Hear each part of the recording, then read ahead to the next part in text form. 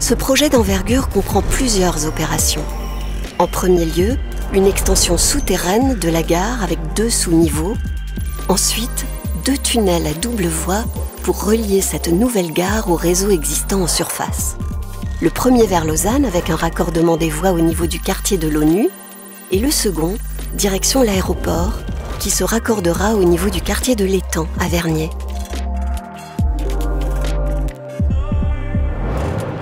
Voici pour la théorie et maintenant, mise en pratique. Première étape, l'extension souterraine sous le quai et la place de Montbriand, côté nord de la gare. Les CFF vont appliquer une technique dite de tranchée couverte.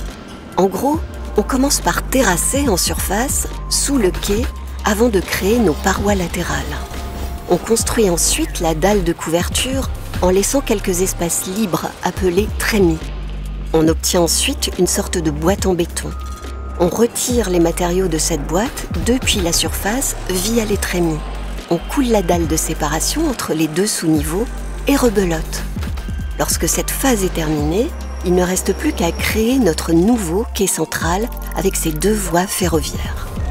Et c'est ainsi qu'on aura une extension souterraine avec 2 sous-niveaux.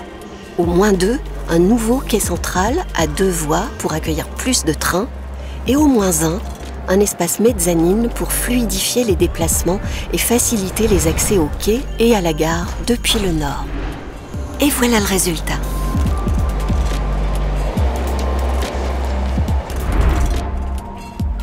Et les tunnels alors?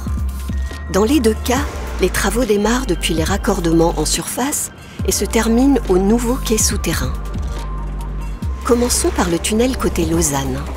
Une tranchée couverte, encore elle, va être créée afin de pouvoir accéder au souterrain.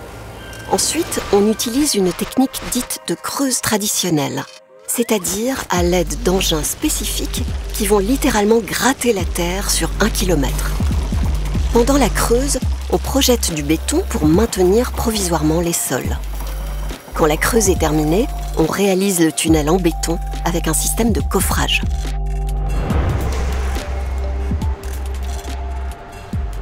Et de l'autre côté, eh bien c'est tout autre chose puisque les CFF utilisent un tunnelier. On construit une grande chambre pour monter le tunnelier qui arrive pièce par pièce.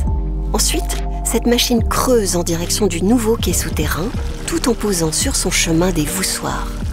Ce sont des éléments en béton en forme d'arc qui, une fois assemblés, constituent la structure même du tunnel. C'est du 2 en 1. On creuse en même temps que l'on construit, et cela sur une distance de 2,7 km. Ensuite, les équipes du chantier réalisent le sol de nos tunnels avant d'y poser tous les équipements ferroviaires, la voie ferrée bien sûr, mais aussi la ligne de contact et les éléments de signalisation et de sécurité. On ferme les boîtes de part et d'autre et c'est fini. Voilà le résultat. Simple, n'est-ce pas ?